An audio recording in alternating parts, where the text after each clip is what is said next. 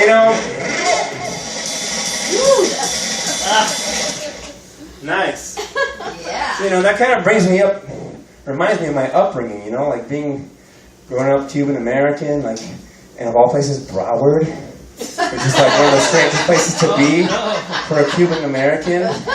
You know, like, 'cause in my house we had the Spanish going on, the Spanish expletives, and then across the street we had the, I don't want to be PC or whatever, rednecks, the Harley Davidson. Okay, well I won't categorize them. I'll just tell you that they all rode motorcycles, had names like Fawn, Fern, Dawn.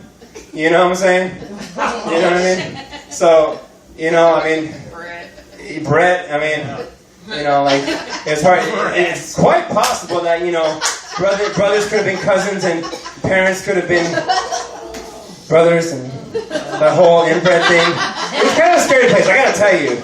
Yeah, you know, growing up in like Broward in the early '80s was pretty much it's deep south. I mean, not the diss, you know. I know got some family members in Broward and stuff. Not the diss, but you know, it was a different time back then. You know what I'm saying? So like, coming back to my inner shelter, you know, of my Cuban American household, I was hearing things like "Coño su madre, coño," you know, and "Me cago en tu madre, coño," and like, I just grew up hearing that, thinking, well, that's what you say when you get mad, you know.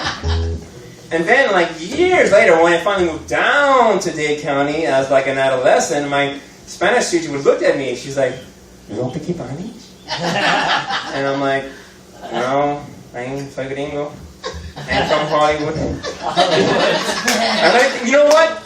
Until, like, from age 5 to, like, age 8, I had this little shirt. I wish I still had it. It said, "Well, excuse me, I'm from Hollywood." My mom were here. She could vouch for that shit, you know? So, in my later years, you know, I kind of grew up just hearing these phrases and things that, you know, that I later on came to find out that they're not good. I mean, and I'll tell you in just a second why.